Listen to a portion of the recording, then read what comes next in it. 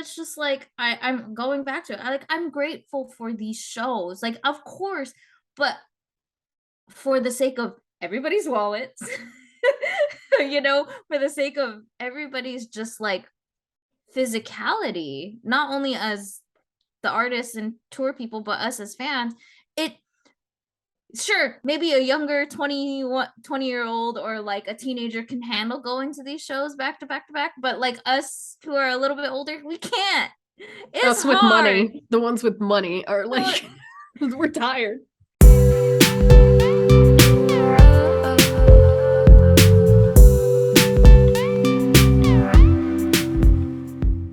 Hello and welcome to the Krazecast, the podcast run by the fans for the fans that brings you close to the action. My name is Roxy, and today I'm joined by my fellow host, Jay. Hello. To keep up with all our content, be sure to follow us on Facebook, Twitter, and Instagram, all at CrazeMag, and YouTube, The Craze. And if you are watching this on YouTube, before we begin, don't forget to like, comment, and subscribe to our YouTube channel to catch our next episode, and hit that bell for notifications for whenever we upload new videos. Kind of moving along in terms of burnout, you know what else there's burnout for? Which, don't get me wrong, I'm very grateful, and everything is like, starting to open up. I'm starting to feel burnout from all these tours. It is, and they're on the precipice of crashing and burning. Because I've watched all of 2022 happen. I know where these tours crashed and burned. I know who is paying the price for it, and they're gonna have to slow down. They have to. And I think it's just it comes with the world is opening up. People are just, oh shit, floodgates are open. Let's just go. And I appreciate these tours. Some of these tours, I'm like, yes, bring these newer groups, right? But are these newer groups ready for what this is? Do you realize, or do you know how, like, what's your engagement? Do you see the interest, right? And it's just like I just really want them to be successful here. So it's just like, I hope there's enough interest, and I want them to, because they deserve it, because man, is it hard to tour in general, and it's very expensive to tour in general. So it's just like, I don't want it to be in a place of fuck, like, please work out. You want it to work out, because yes, they do deserve to get their name out there. These newer groups deserve to really get their name out there and for people to know, but it's always risky business right now, I especially also because so many are that, coming. and I don't think people realize how unglamorous the entire process is. Yeah. Especially for smaller groups. Like, if you were to see behind the scenes of the venues that they go to, at least, like, I'm talking for the ones that go to not like Prudential Center, not like the big, not the arena big tours. arena stadiums. No, it's like, these are like the small like venues, like there's nothing there. Like, yeah, where it's standing room only and no seats. I'm sure that the media doesn't want you to see how unglamorous it is or how difficult it is, but it is abysmal back there. Like, you would think, even with groups that do, huge numbers in Korea or have like super popular members, that doesn't translate to having like a glamorous tour, or having like, it's not a vacation. It's not, you're working and they're killing you for it in a way. Or if you kind of don't understand that, take it as, think about somebody who's just a normal performer who does Broadway or theater, right? They're working, and it's not like, kind of similar, like, not to say that the movies, yes, movies are glamorized to an extent, but it's not far off either, where you see the backstage messy, dirty, people going everywhere.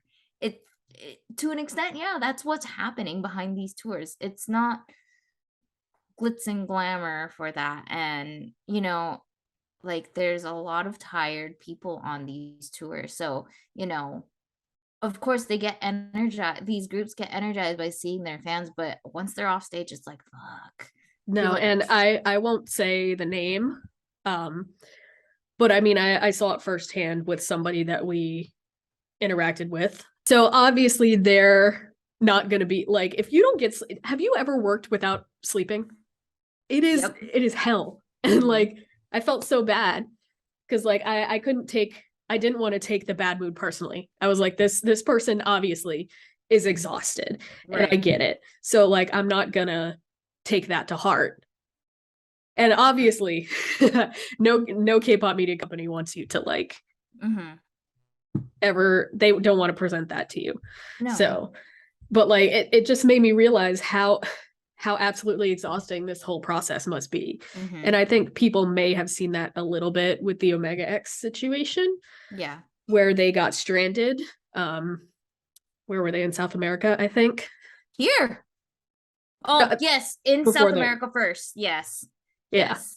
Yes. Um and that's the thing too, is that there's such a rush to get over here that these K-pop companies aren't vetting the tour companies well enough, and these tour companies that don't have enough experience to handle something like of this scale Mm-hmm.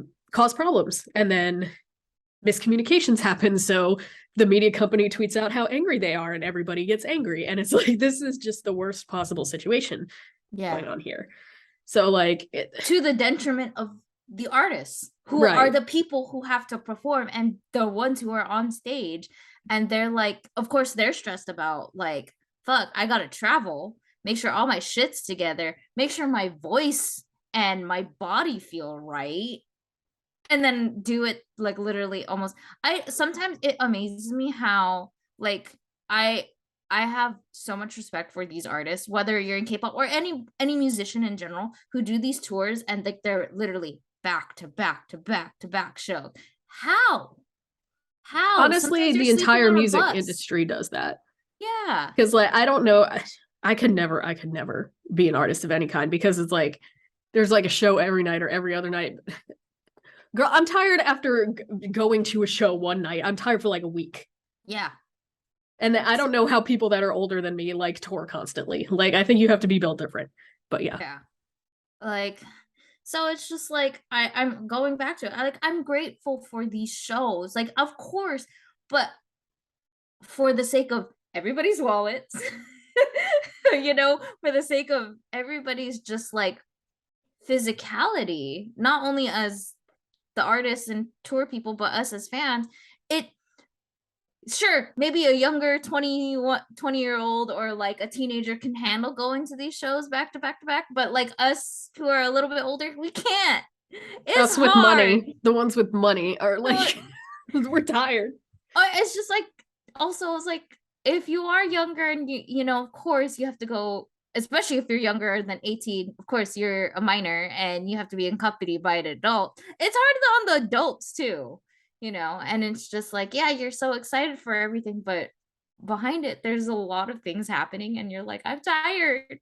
So it's just like, part of it, it's like, can we have a break, just a break?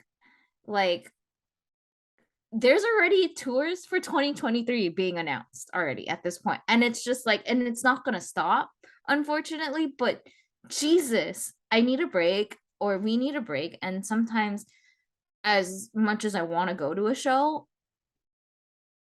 it's not going to do me any good, it's not going to do anybody else good if you can't get yourself there financially, physically. It's not worth a show is not worth, you know going to, if it's just not feasible for you. And so having to say no to tours has been a hard thing, because I think we've all been trying to satisfy the concert itch after missing it for 2 years. Yeah, I get it, I understand, but like, I'm getting burnt out by all of it, and it's overwhelming and it's hard, and I want to support, but it also is, I can't, I not right think now.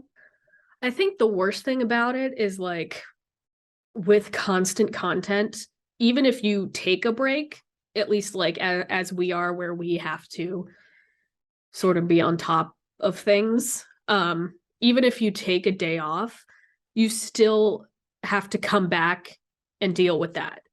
Yeah, when you're like, oh shit, what did I miss? you don't get a real break. You just sort of push it off for another day, Yeah. which makes it worse, in my opinion. And then I just, especially with these tours, events, and stuff, every single thing is very, very last minute. So then people are like asking me, why haven't I heard about this? I'm like, dude, We just everything literally, is last second. yeah, Everything. like we just literally found out ourselves, Yeah. you know? And it's like, and they're stressing that too, because it's like, I can't control when somebody is going to give me the information. And then if they're going to change what they told me, because we've had that happen where it's like, oh, you have this, now you don't. Like there's a constant pressure and they always put it at the last minute. And this is why I have anxiety problems.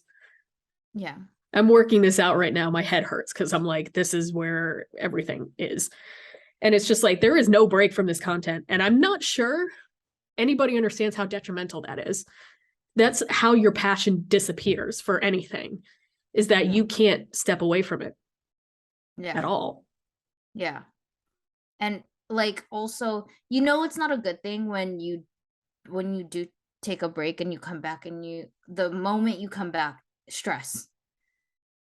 You know, if it's like the moment you come back and all you start to feel is negativity, that means it's not doing you any good. That means it's hurting you in a way that it's just like shit. And so like I mean, we definitely know people who have walked away from it because it was just so much. And I I can't necessarily say blame them for it because you know everybody has their own different types of limits.